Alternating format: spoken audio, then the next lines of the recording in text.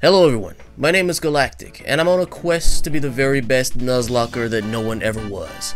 For anyone who has never watched a Pokemon Nuzlocke challenge before, let me explain. A Pokemon Nuzlocke is a challenge run where the player imposes a few restricting rules on themselves to make these games for kids a little more R-rated, for the adults out there who like to torment themselves. Like me. So for this challenge, the rules go like this. I can only use flying type Pokemon, which severely limits the number of encounters that I have available to me. Any Pokemon that faints is dead, and I cannot use them again for the remainder of that attempt. I cannot level past each of the gym leader's ace Pokemon, no items in battle, and I will be playing with dupe claws in effect. Here are a few extra rules in case you want to pause the screen and see for yourself. So with that, sit back and watch as I begin my long journey from Gen 1 all the way to Gen 9 to becoming the very best. I begin my journey picking up my first Pokemon ever, Charmander. I named him Draco since he does evolve into a flying lizard later in the run. But for now, we will have to settle for this thing. But first, we have to smack around our rival I named Loser before we set out with our newfound friend, Pigeon the Pidgey. Next we catch and name this slimy green turd thing Butterfly. Yes, a fitting name. Both Pigeon and Butterfly have garbage natures, but I guess they will be fine for now. After that, we catch our second official bird friend Sparrow, the Spearow, who also has a trash nature by the way. And then Loser didn't learn his lesson the first time, so he challenges me again. I lead with Sparrow, but after a few pecks and tackles later, I realized who was the superior bird here and swapped in Pigeon to clean up both the bird and the turtle with ease. After a little training in the Viridian Forest, my turd caterpillar evolved into a hard turd and then finally into a wonderful Butterfree. Now that is what I call a glow up. Butterfly was my ticket to winning the first gym with no casualties, but it would be a gamble. Speaking of the first gym, my first ever gym challenge against Brock did not go so well. My plan was simple, and that involved a little bit of cheese. I wanted Pigeon to throw as much sand in the eyes of Geodude as possible so that Butterfly could come in and set up a few hardens. Everything went well with both Pigeon and Butterfly taking very little damage from the manly rock. And 2 confusions later, and Geodude is... This allows Butterfly to level up to 15, learning Sleep Powder, which is key to beating Onix. Leveling past a gym leader's ace Pokemon is completely fine since, well, I see other Nuzlockers do it all the time. At this point, it was all up to RNGesus to not let Onix get a 2-turn wake up, which it does, and hits me with a nasty Rock Tomb. And with the speed drop, Onix outspeed next turn and crushes all of my hopes and dreams for a one and done attempt. Now you might be wondering, why am I in Mount Moon all of a sudden? Well, basically, I started up attempt 2 and got back to the gym battle, but my tiny pea brain forgot to hit the record button to catch my plan in action. But I promise, I did the exact same method as before, but the only difference is Onix didn't wake up, as if someone rung the dinner bell for him to snack on some tasty raw chicken. And so here we are, in Mount Moon with a new party member, Microbat the Zubat. We run into our first encounter with the Goon Squad, but he was no match for my birds. After reaching Cerulean City, I heal up and take on Loser once again, but he is not that difficult at this point in the game, so let's skip straight to the battle with Misty. Once again, Butterfly is my ace, using her Sleep Powder on Misty Staryu. Confusion takes it into the red before Misty heals it up, but Butterfly gets a nice lucky crit, allowing us to finish it off next turn. However, Starmie is far more dangerous with its Water Pulse, but luckily it does not confuse, so we are able to get off another Sleep Powder. This allows me to swap in Sparrow and hit it with a Pursuit, which doesn't do as much as I would like. Starmie then gets a 1-turn wake up and hits Sparrow with a Water Pulse, but still, no confusion. Another Pursuit sends it into the yellow, but another Water Pulse gets us dangerously low. And so here is where I make a major mistake. I pivot in Butterfly, but I should have sent in Pigeon instead with its priority quick attack. By the time I realized that, Starmie hits a critical hit, drowning my bird. Then it proceeds to hit a second critical hit onto Microbat. At this point, I knew the run was officially dead. Alright, on to attempt 3, where I surprisingly run into a shiny Pidgey? No way. This golden bird must have been a sign from the heavens for good things to come. I couldn't possibly lose again with this incredible stroke of luck, right? So anyway, we make it back to the Misty fight, and we take out the Staryu using the exact same strat as before. I also double down on the same strat against Starmie, which actually works out much better this time, since Starmie stays asleep for much longer, allowing Sparrow to really put in some damage on the board for us. Starmie finally wakes up and hits a water pulse that does confuses, but Sparrow is a beast and is able to break through, getting a high roll with Pursuit and winning us a much more smooth Cascade badge. Now on our way to Vermilion City, I stopped by the daycare to drop off good old Draco, since he will evolve into Charizard later. The game really starts to open up a little, since we can get ourselves an old rod from this guy in Vermilion City, and we can fish up a Magikarp. And the little girl in this house here will trade me a Farfetch for a Spearow, so we can catch Levia the Magikarp and evolve Microbat into Golbat, which won't evolve into Crobat in this game since you do need the National Dex to do that. Sorry buddy. Anyway, we board the SS Anne to get the HM for cut, but first Loser wants another good pecking from my feathery friends before we go give the captain of the ship a well-deserved massage. God knows I couldn't board a cruise ship without my knees quaking harder than a newborn baby deer. After a little preparation and Levia evolving into the monster that is Gyarados, it's time for the good old Surgy boy. Lieutenant Surge uses electric types, and last time I checked, birds don't fare too well with getting struck by lightning, so this is going to be the most difficult battle we have faced thus far. But yet again, Butterfly is responsible for the leading cause of sleep paralysis in Kanto. I do a little damage with Confusion as it wakes up with a screech, so I put it back to sleep before swapping in Chiding. Man, what a lousy name that little girl gave you.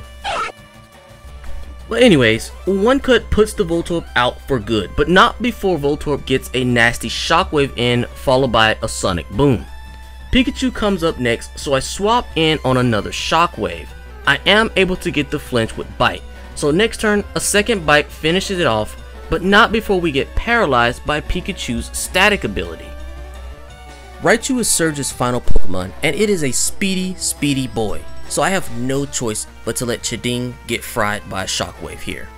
Sorry Chiding, you were always meant to be a sacrifice. I send in Butterfly next, hoping to be able to get a sleep powder off, but Raichu gets, that's right, he gets a critical hit.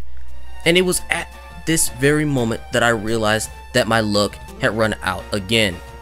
I get paralyzed with a Fury attack using Sparrow, so I don't outspeed next turn, and Raichu uses the most broken double team I have ever seen. Lord Arceus must have blessed this man with incredible luck because this Raichu became literally untouchable. Even the fabled golden bird couldn't possibly land one quick attack. So at this point I knew the run was over. Alright, on to attempt 4. Okay, so I did a little EV training this time to help deal with the Raichu better. With Butterfly's hasty nature, this will also help with our speed problem. I need Butterfly to sweep Surge's entire team, so I taught her a very special move that only she can learn. Alright, let's do this. Butterfly puts Voltorb to sleep, and that's right, I used Dream Eater for the one-shot critical hit. Next is Pikachu. I once again put it to sleep before Surge uses a full heal, cheating, but nothing can stop my bloodthirsty or dream-hungry Butterfly, I guess. So with one Dream Eater, Pikachu is done. Next is finally Raichu, and even it can't stand up to my deadly bug as Butterfly hits it with the track so that Raichu can simp for Butterfly in its sleep while she slowly sucks the life out of it. Must be a pleasant way to go. And once again, Butterfly has gotten me through yet another difficult battle. Thank you, Butterfly. You truly are the MVP of this run so far. The next few battles are not really all that noteworthy, like Loser in Lavender Town. Gyarados takes out his Pidgeotto with a few bites, his Growlithe with some water pulses, and then Sparrow takes out his Execute with some pecks, and then there's his Kadabra we take out easily, and then finally, Butterfly finishes things off by eating a couple of Dreams with Dream Eater. I finally reached Celadon City for our 4th gym badge, but not before I stock up on a few useful TMs at the supermarket. I did get into a scary situation though with this couple who used a Ninetales and Rapidash. Luckily though, I had Levia to help me clean these guys up. Erica is a grass gym leader, which you can imagine how this battle went, having a full team of flying types. Victreebel and Tangela was both pecked to death by Sparrow, and I used Golbat to beat Vileplume back into the ground with a few wing attacks. Easy peasy. After getting addicted to gambling in the casino, I pry myself off the slot machines and infiltrate Team Rocket's aka the Goon Squad's hideout. I battle my way through waves of grunts looking for the leader of this operation. A few slide panel puzzles later, and we find the big bad boss himself, Giovanni. His first 2 Pokemon are hardly worth mentioning with Levia on my side. However, his Kangaskhan puts up more of a fight. I swap to Chiding on 2 bites so that I can hit it with a Leer. Another bite takes us into the yellow as Chiding hits Kangaskhan with a pitiful cut. So I pivot back to Levia for an Intimidate drop. Kangaskhan wags its tail at Levia, which he does not take too kindly to with a critical hit bite of his own. We finish it off with a Dragon Rage and Bite combo, defeating the boss man himself with relative ease.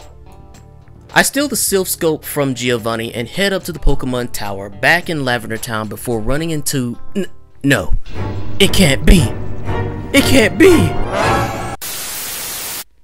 After that frightening encounter, I save this old geezer from the Goon Squad and he rewards us with song and dance.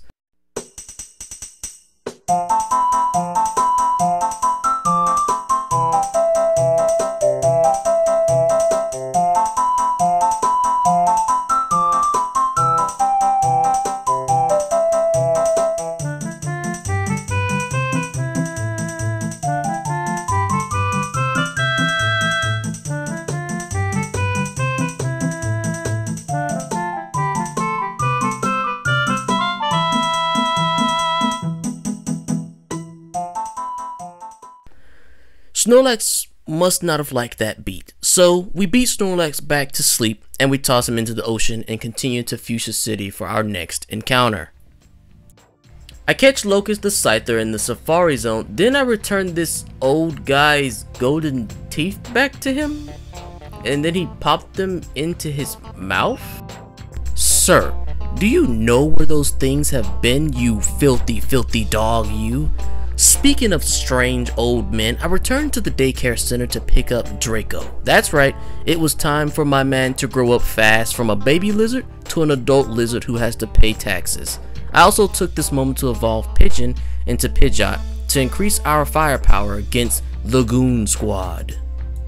It was finally time to take the fight to Silphco and put an end to the Rocket Gang for good this time, but not before running into Loser once again, breaking our flow of taking down a criminal organization. I start with Levy for the attack drop before Loser hits a critical hit right out the gate. I really hate you, Loser. I pivot in Microbat on another wing attack before slashing the bird with an air cutter for some solid damage. Another wing attack puts us at the funny number, so I go for 2 cheeky bites, and I actually get the flinch both times before finishing off the fat bird with another air cutter. Next is Execute. So I send in Butterfly on a stun spore, then Butterfly gets paralyzed after getting hit by the Execute's seeds. So then I decide to swap to Sparrow to tank a confusion. Next turn, I hit it with a powerful peck before the bird gets spored as well. Another confusion doesn't even put us in the yellow, so we are able to finish out the Execute no problem. Alakazam is his third Mon, and fearing for Sparrow's life here, I swapped to Pigeon on a future site. A secret power sends Alakazam deep into the yellow, and we are able to get the paralysis, but not before getting paralyzed as well thanks to Alakazam's synchronize ability. But I decide to risk the paralysis next turn and hit it with a quick attack, which we are able to get it off and take it out. Growlithe comes out next, and Pigeon has no choice but to tank the incoming future sight here. A Flame Wheel then puts Pigeon into the yellow, which she then proceeds to get fully paralyzed. So now I have no choice but to bring in Levia. He's able to eat a Flame Wheel before surfing all over the doggo, but somehow it survives on a tiny bit of health before it decides to take itself out from recoil damage. Finally is Blastoise. I swap back to Pigeon, knowing that someone was going to die here, and Pigeon bravely stepped forward to sacrifice herself for her friends. Thank you, Pigeon. You will always be remembered. Butterfly steps in to avenge her fallen friend, but after getting munched on over and over again, prevents her from doing much of anything, so I send in Microbat on a rapid spin. I give the big turtle a taste of its own medicine with a bite of our own, followed by an air cutter after a round of Protect Stall from Blastoise. A water gun knocks us into the yellow as I try my luck with Confuse Ray. And funny enough, the big turtle actually starts hitting himself, allowing us to put some damage on the board with Wing Attack and Air Cutter. The big turtle then takes matters into his own hands and finishes himself off, winning us a very, very difficult battle. After burying our fallen friend, it was time to take on Giovanni for a second time. Butterfly makes up from the previous battle with Loser by sucking the life out of the Nidorino and then blasting it with Psychic. Rhyhorn then also goes down to a 4 times effective Giga Drain. Giovanni then sends out his very scary Kangaskhan. I get a little greedy and stay in with Butterfly and hit the oversized kangaroo with a sleep powder, followed by a psychic for some really pathetic damage. It wakes up and hits a massive mega punch. I am afraid of losing Butterfly here, so I send in Levia for the Intimidate and to lower its defense with Leer. Strength does a little bit of damage as it just goes for Rage. Then it hits a nasty critical hit with Mega Punch, nearly giving me a heart attack. I worry that Levia may not kill next turn, so I swap to Sparrow to finish this thing off. Last but not least is Nidoqueen. Secret power does a little bit of damage as we tank a double kick. I try fishing for the paralysis by connecting with another secret power, but Nidoqueen flattens my bird with a body slam and of course gets the paralysis onto us. I bring in Microbat on a tail whip before firing off another cheeky little Confuse Ray, but the queen was having none of it, so I swapped in Draco for his very first battle, and my boy did not disappoint, as a flamethrower takes the queen into the red and gets the burn, severely reducing this thing's offense. So one final wing attack later wins us the battle with no casualties. And we did all this for some rich old geezer who most likely won't even remember our name once we leave this building with his prized possession, the Master Ball. After becoming the first 10-year-old to ever wipe out an entire criminal organization, I continue my quest of taking on the Indigo League. The next gym was in Fuchsia City, where I catch and name this guy Dodo, the Do Duo on the previous route. I train everyone up close to the level cap since both Koga and Sabrina share the same level. Dodo then evolves into Dodrio, and with that, it was time for Koga. But honestly, Butterfly is all I need for this, since she can simply knock her opponents unconscious with a sleep powder before permanently putting them to sleep with Dream Eater. So once again, Butterfly sweeps yet another gym all on her own. Good job, Butterfly. I return to Celadon City to spend my hard-earned gambling money on a Pokemon who will come in handy later down the road, and I name him Axel. Since I was feeling pretty confident in my team, I challenged Sabrina next, starting off with Levia this time. He easily takes out the Kadabra with a single strength. Mr. Crime is next, so I hit it with a taunt so it wouldn't go for any screens like Reflect, but it just goes for Psybeam. So I swap in Sparrow on another Psybeam, which does a decent amount of damage, but a newly acquired Drill Peck puts an end to the mine once and for all. Venomoth goes down just like what you would expect, and now it was time for Sabrina's final Mon. I believe Sparrow can one-shot the Alakazam easy.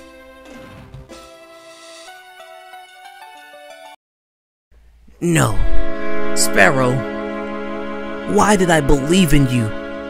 Why? That must have been a low roll because I send in Dodo for his first battle ever, and he cleans the Alakazam up with a single hit. Forgive me, Sparrow, and thank you for everything you've done up to this moment. You will be missed. After getting humbled by Sabrina, I arrive on Cinnabar Island and then head inside the research lab so that I can get my final encounter. You see, back in Pewter City, I went to the museum to get the old amber from this researcher so that I could revive Aerodactyl.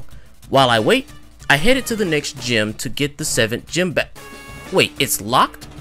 What gym leader locks his door and then hides the key away in some mansion where no one can find it? Okay, so I decided to double back and pick up Tyroar instead before grabbing Blaine's stupid key. Now it's time for some sweet payback for turning me into your little lackey, you bald son of a...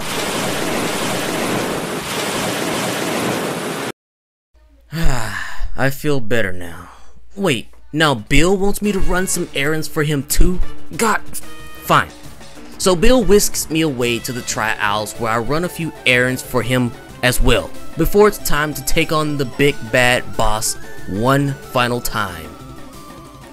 However, thanks to all those chores I ran with my feathery friends, we were more than prepared for this fight as Butterfly Okos both of his right horns. Come on, Giovanni, you couldn't at least evolve one of those things? Anyway, Butterfly also easily outspeeds his Dugtrio and one-shots it with another Giga Drain. His 4th Mon is the Queen herself, so I put her to sleep before swapping in Levia. A Surf takes her deep into the yellow before hitting a Body Slam that doesn't even do that much, even with a crit. So next turn, we wash away the Queen with another Surf. The King comes out last, but like the Queen, he can't swim either, so 2 Surfs later, and we wash away Giovanni for good this time. With the Elite Four in my sight, it was time to bring out the big guns. I trained up both Axel and Tyroar. As a result, Axel evolves into his final form, Dragonite. Then I unleash him on Loser right before we head toward the Indigo Plateau. We make our way through Victory Road while finishing up any last minute preparations. So here's my final team for the Elite Four.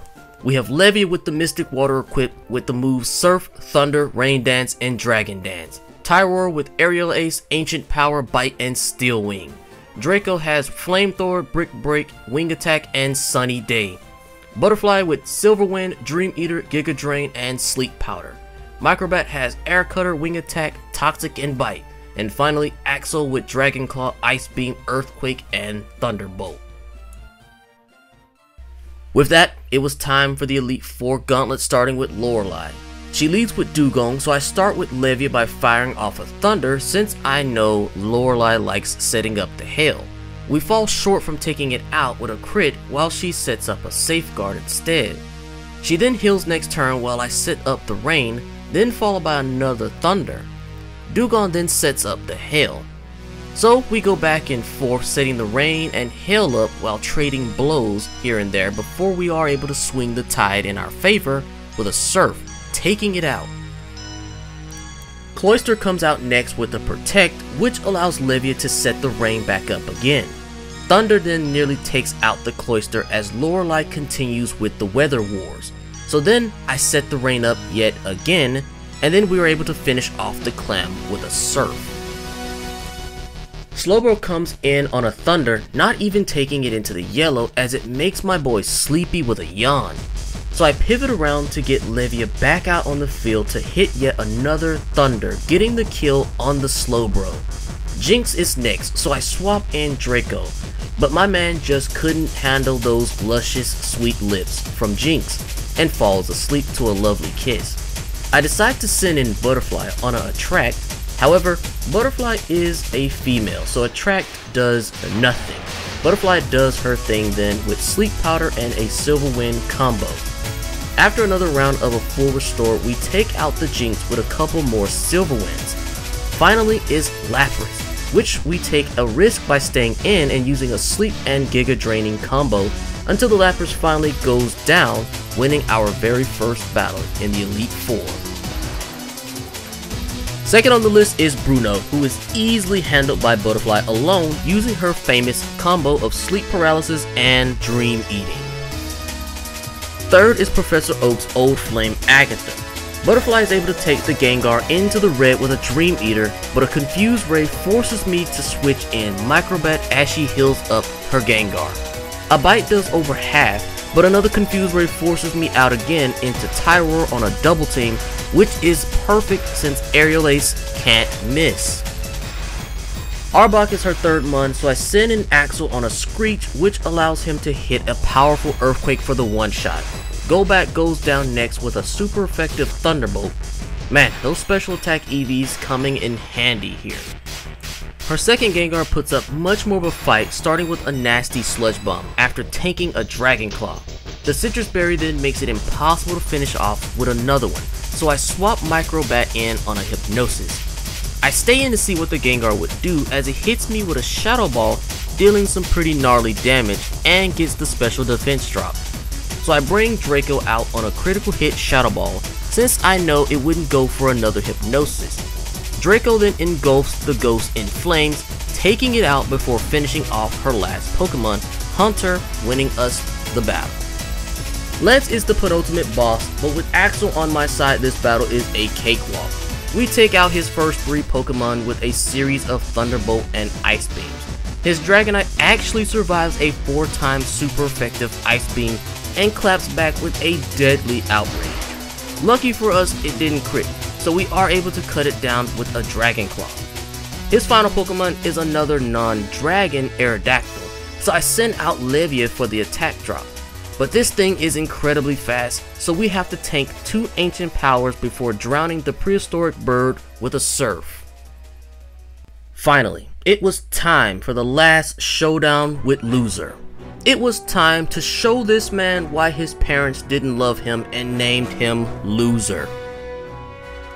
Axel starts out strong with a Thunderbolt, taking his Pidgeot into the red as the overgrown chicken dances in the sky. So we shoot him out of the sky with an Ice Beam Dragon Claw combo. Rhydon then is next, so I send in Levia to eat a Rock Tomb.